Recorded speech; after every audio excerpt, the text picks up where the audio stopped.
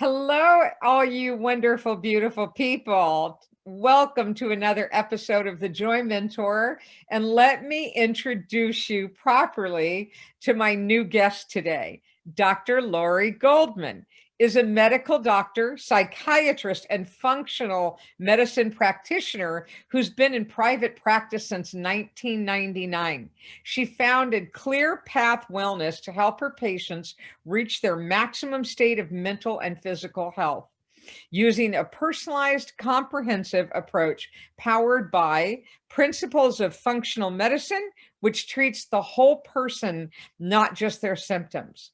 Also, using the science of medicine and the art of holistic healing, Dr. Goldman compassionately guides her patients on a positive and change-oriented journey that promotes growth, holistic health, and disease prevention.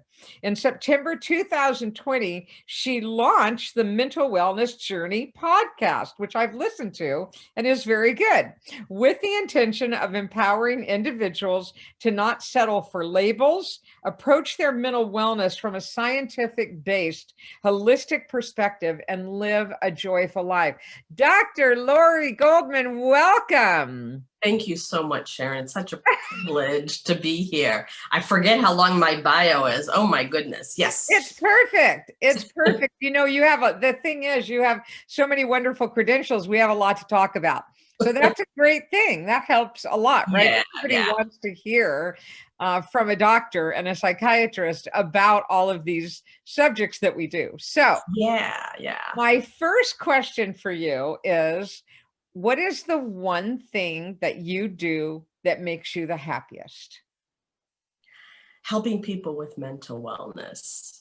I love connecting with people and empowering them. And you meant in work, right? Correct? Yes. Because it's also working on my own mental wellness. But I love connecting with people so much. It's just, there's nothing that feeds my soul more. And that's why I feel so fortunate that I was able to go into medicine and then for, our emotional health, our emotional wellness, because nowhere else do we get to spend time on that. So I'm fortunate I'm in the right career. Yeah, it's funny. I was actually thinking about this morning because I was thinking that what makes me the happiest is the same thing.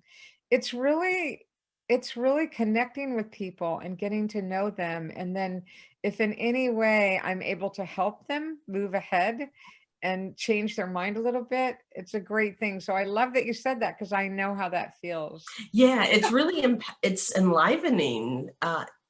I feel so much more alive when I'm connecting with someone. Oh, I love that. Me too, Dr. Laurie, me too. So my next question is, could you talk to us about the difference between mental health and mental illness? Mm-hmm. I'm a traditionally trained medical doctor, and the medical model is you're great until you have a disease. So it's either you're fine or you're pathological. You have pathology. And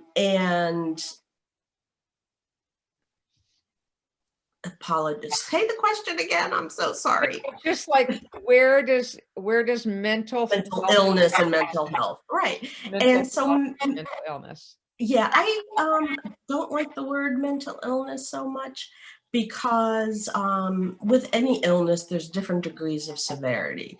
So there's a lot of anxiety, a lot of depression, depressive disorders, psychosis, which is hallucinations or delusions. So an illness is just that. You can be is just having symptoms. It can be well controlled is what I want to say. You're going to have a pathologic process, but it can be treated and managed.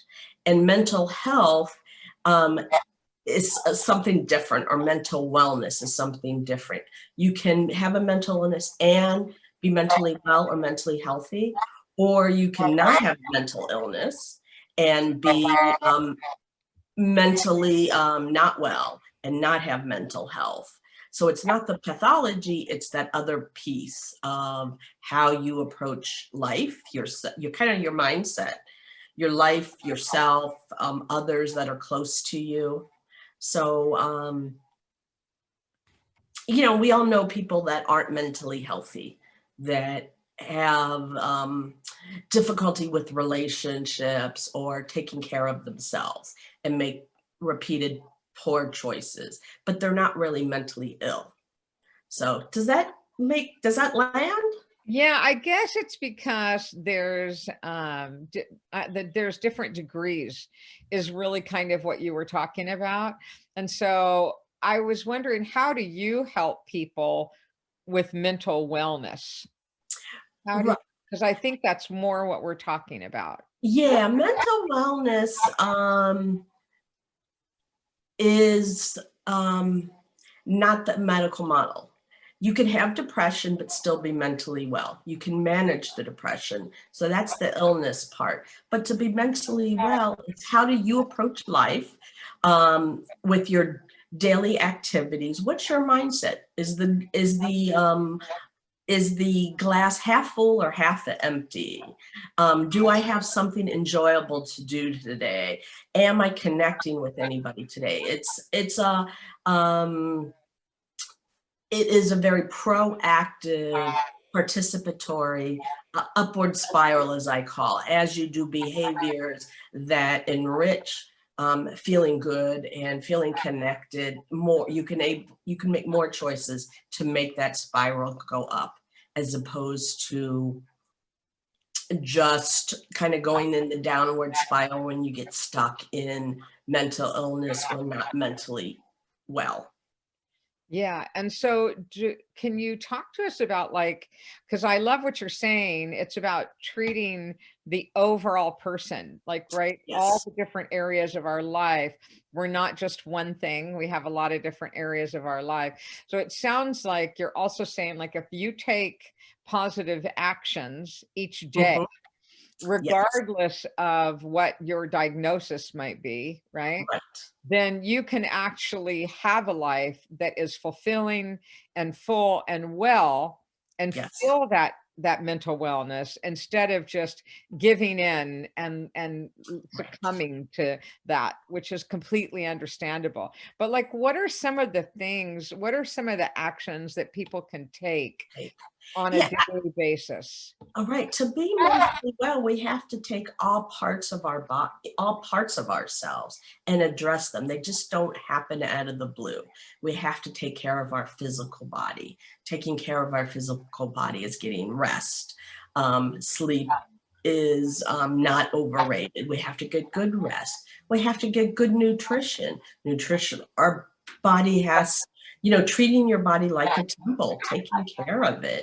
It doesn't just happen. Knowing what you're putting in your body, and that includes um,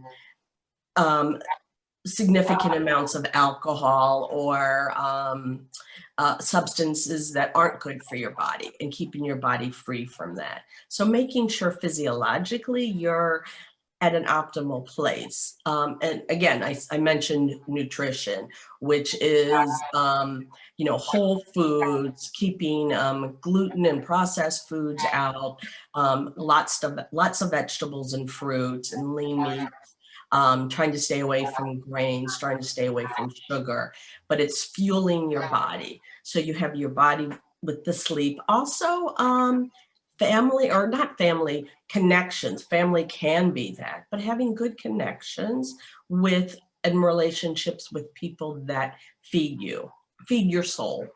Um, in this pandemic, we're also isolated and people aren't connecting. And that's where I've seen it kind of rear its ugly head. We're social animals. We're meant to have good connections. Um, Also, our connection with ourselves, because we always forget to take care of ourselves. I have a daily ritual in the morning and the evening where I pay attention to what feeds my soul. Again, not just the body and not just relationships, but what feeds me. I love drawing and doing something creative is one of the things.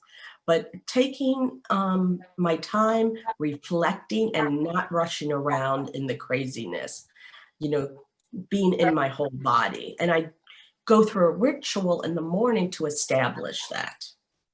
You know what? That's great. I love that. I do that too in the morning. I don't do the creative thing, but I do it every once in a while.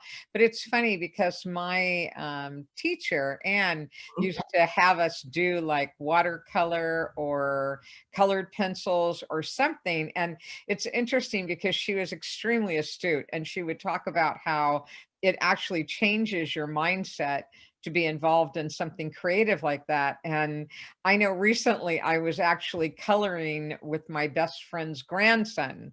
And I was doing it to give him something to To do, do, right? He's just a little one, he's right. 5. But I was interested because I did it side by side with him, and I recognized that, like, it was really peaceful. It was really a calming thing to Yeah, do. So that's interesting. I love that you brought up the creative piece with that. that, yeah, is another thing. When I do, I have a saying of do one creative thing a day. You're very creative and artistic. Just with, I mean, all the colors you use them beautifully.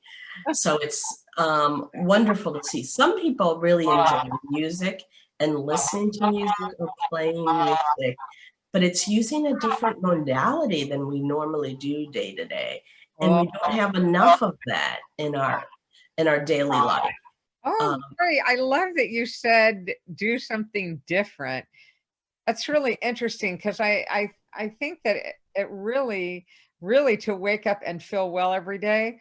It's interesting because I agree, and I used to practice that, doing something completely different each mhm, day. But you're right. If we continue to do the same thing, we will get the same thing. And so yeah. interesting. And the other thing is that I love that you talked about was what's going on right now with all of this, social distancing. I cannot Mhm. wait until it's over. I said I'm going to be like a little freak. I'm going to go around and hug everybody. I know, I'm Get over missing it. that. I know we all need touch. It's Yeah. amazing how much we don't have. And I live by myself, but with 3 dogs and a cat. And if I didn't have them, it would be 10 times worse. But connecting with people on Zoom isn't the same, but it's pretty good. But Um, it's good. I'm sure grateful for Zoom. It's made a lot oh of difference in gosh. our world to have Zoom. Uh, So I, yeah. I totally get that. And the other thing I'm just curious about is, what do you think drives people's happiness or what drives depression? Like, what is it that you think drives Hmm. things in our life? You know, that's what drives happiness. I think it's connecting with our essence, and I call it the authentic you. Some people will say soul. It's different for everybody, but a lot of times we're so caught up in all the doings of the world that we have to do day to day to day. We lose connection with that. We lose connection with ourselves, or we think we have all these automatic assumptions that we should do this, we should do that. Oh, all these shoulds that we don't even hear anymore. Like, I am a medical doctor and then I'm a psychiatrist, so I should be doing A, B, and C. I wasn't happy. I didn't understand. It wasn't aligned with my soul the way um, traditional medicine is doing mental health. It didn't align with me, and I was so burnt out. But when I discovered functional medicine, alternative medicine, and I got back in touch with my essence, I did pottery for a long time as a life-giving hobby. Because when I was disconnected from that, I was just so miserable, and I probably made the people around me miserable. You got to start with yourself. And I think too many times we get disconnected and we can't get back. And that's what I think depression is. And there's so many ways to get back. There's so many people out here to be helpful. It could be a relative, it could be a good friend, it could be a professional like counselor, it could be self-help books. There's lots of ways to get back. But the first thing is, I don't have to put up with depression. I don't have to put up with sadness. I can feel alive. I'm not sure how to get there yet, but it's the first is being aware of that step that you don't want to be sad or depressed. We all have, a God, even no specific God, but whatever God you believe in, to be happy. That's when I think our love shines the brightest, is when we're happy and we can share that with others. I was just at a 2-day conference on leadership, and it was just all about connecting other people to our essence. And it's just so beautiful, and to see that. And we get so far away from that with all the doings of the world. That's so, it's interesting that you said that, because I used to teach my children even when they were small. And as they started getting older, you could see when they were discontent. This sounds odd, but I knew they were actually missing themselves. Like, they Mm, had started to take on the actions and things of, people around them, their mhm, peers. And so they had started at times, different times, they would put on this false front. And mm, I mhm, know what that's like, because at one time I used to feel like, before I got sober at 26, but mhm, before that point, I felt like I had mask after mask after mask in front of my face, and that no yeah, matter who I was with, I would change. And so mm, one of the biggest gifts I've ever been given is returning to me and staying in me. And now there's so few incidents where I'll feel myself try to do something that's not me. And I know now what it feels like. So I can right, stop it and go, hey, you're okay. mhm, You're enough, just like you are. Just be Sharon, which is an yes, easy thing to do. But I love that point, Lori, because I do think that people miss themselves. And that is that essence, you're right, your soul, whatever people choose to call it. call But it the right. way that you were like perfectly made in this lifetime. You were Mhm. perfectly made. And so I always say we don't need an improvement plan, right? If No, anything, we need to just unknow some of what we think we know about ourselves, so that we can get in touch with who we really are. So yeah, I love that you yeah, talk. yeah. It's easy to say, harder to do, and but it is. It's knowing. It's we all have that intuition. It's how much do we let ourselves um, listen to it. I mean, there's things that we have to do too, which is um, when I said taking care of the body, I totally forgot about exercise. But those we have to have things that put us in a place that we can connect to ourselves. If you're not sober, for instance, you're not going to connect with your essence if your brain is all messed up. And if you're sitting in a chair, which I have done a lot, in front of the computer, and you don't move ever, um, that colors your mood. My nervous system, we have what we were given, and then we have all of our childhood interactions, which puts a nervous system on top of it. I have to learn how to calm down, and I have tools to help my nervous system calm down. It helps me connect to my essence, but that nervous system that's anxious and oh my God, and all the worry and all the physical symptoms, because I can worry about anything. Um, we have to manage that and tame that and work with that, because we're in a physical body. But again, it comes back to, it doesn't mean anything if you don't know yourself, if you're not connected. Oh, yeah. It's funny. I talk a lot about neutrality, because Mm, what you're talking about, right, is if I'm getting really anxious or upset mhm, about something, it means I have an expectation for mhm, myself mostly, and sometimes for others, that things turn out a certain way. And so it's interesting because I've learned to slow down when Mm, that's happening, which is the opposite of what my body wants to do. If I get right. anxious, my body wants to get anxious too. But I've learned it's like a signal, and then I slow down. And Mhm, then if I can get back in that spot of just peace and mhm. neutrality, all of a sudden I the love anxiety will go away. So I really agree with what you're saying. And the other thing you're saying is acceptance. Like instead of mm, trying to fight against who we are, our personalities, mm, all of that, I right? love that, yes. Fight That's a so brilliant one. hard, right? Just stop and accept and love yourself just like you are. Instead of trying to say like, "Oh, I've got to be different. I need to improve." You can choose to do things differently, and that's great, but not this horrible, "I'm not okay like I am" kind of thing, Mhm, right? So exactly. I really hear what you're saying. And I love your take on that. And I love the reality that like we have to practice every day ourselves. Like Yes. you're a psychiatrist and you're still sane, and I feel the same way. Like the first thing I am every day is a human, and Right. mostly sometimes it's a human mess, but at least it's real. I've been there, yeah.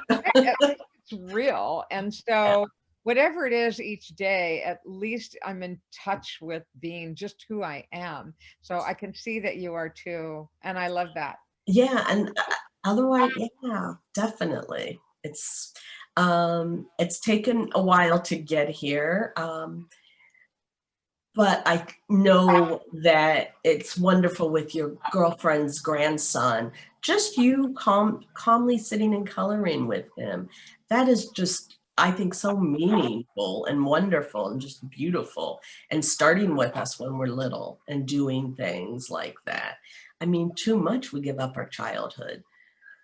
You Yeah. know, we should have the joy that we experienced in childhood, or most of us that were fortunate to have that. It's just to see the world kind of just anew with everything and all the possibilities and the pure joy that's not tainted by anything. It sounds like you were enjoying coloring, but I it is. know. And it's interesting because I believe that like we all can have moments of joy. But one of the things I think you're right, I like reaching back into childhood. I know this sounds silly, but when I was a very busy executive and I was working sometimes 15, 16 hours a day, what I finally discovered, because I asked myself, like, what made me happiest when I was a kid? And it's interesting, it was riding my bike. And because I was a kid that I spent a lot of time in a wheelchair and on crutches and in Oh, wow. I surgeries and keep getting that. all Yeah. stuff. That's okay from stuff that happened. It actually was a positive because it turned me into who I am today. So I think Mhm, it gave me a great level of compassion. But the mhm. bicycle thing, when I discovered the bicycle thing, and it wasn't until I was like 40 something, Uh-huh. I bought myself a bicycle for my birthday one year. And to this day, and I ride consistently each week. I am so happy when I'm on a bicycle. It reminds me of that total freedom of being a kid. So you're right. Like we have to find the things like that they're there that made us Yeah. happy. Some people it's reading. Some people, my sister loves to read. She could read all day, but it's her happy state. And Yes. you're right. There's different things for different people, playing games, doing something physical. But I love that you said that. Yeah. It's very true about happiness. And so I guess my next question is, what do you think drives you? Like, what do you think each day drives you and what you end up doing? You're asking some pretty good questions. Because it's so interesting, but like you're investing every day and you have since forever, right, Mhm. helping other people. So I'm just wondering, like, what is it inside of you that has motivated you as a doctor to continue to help? Yeah, I think it's just, I mean, I love science so much, but I knew, like, living in this world, it's all about connecting to people and kind of empowering us all together. As goofy as that sounds, it's really I went into medicine because of people. Yeah. That I could use science and really use it to help people. And I knew, and to me also, I didn't know I was going to be a psychiatrist. When I got to medical school and I did the clerkships, it just was head and shoulders, because our emotions drive everything. And emotions are at the base of us being human. And if we don't, that drives everything. People think it's our brain, our mind, our logical mind that makes decisions. It's all emotional. And the more I was going to be able to understand that, the more able I would be to help people, is what I thought. But yeah, that advertising is all toward emotions. Our emotions drive us. So, and I just knew.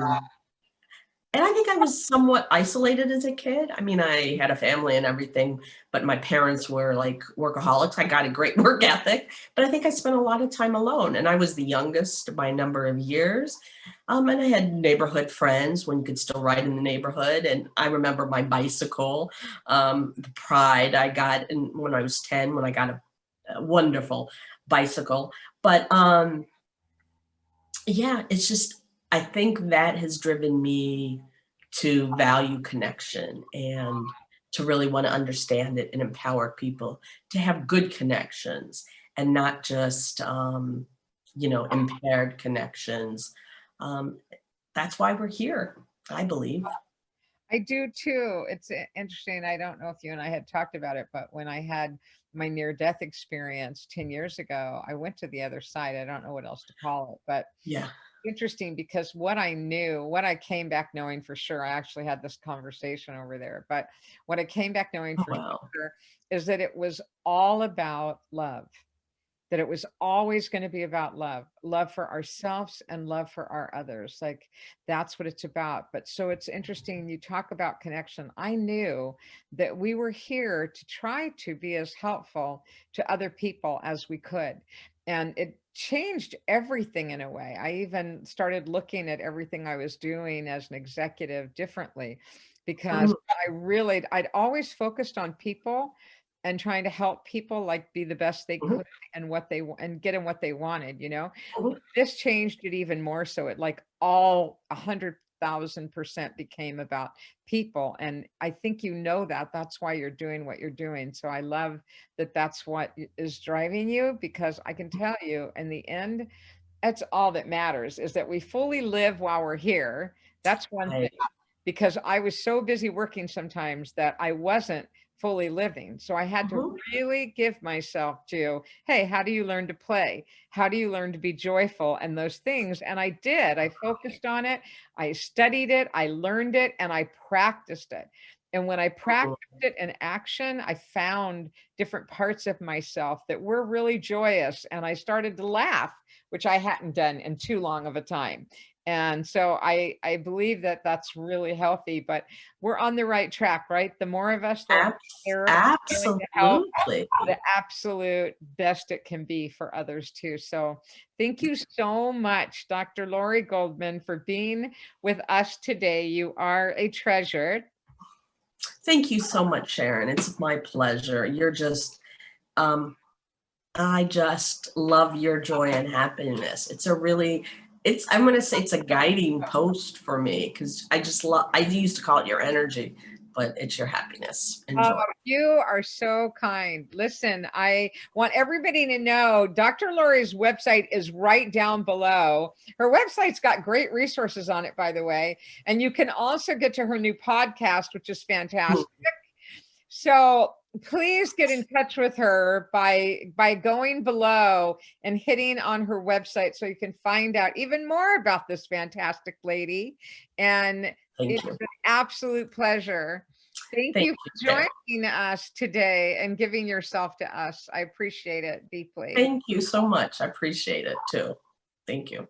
Bye.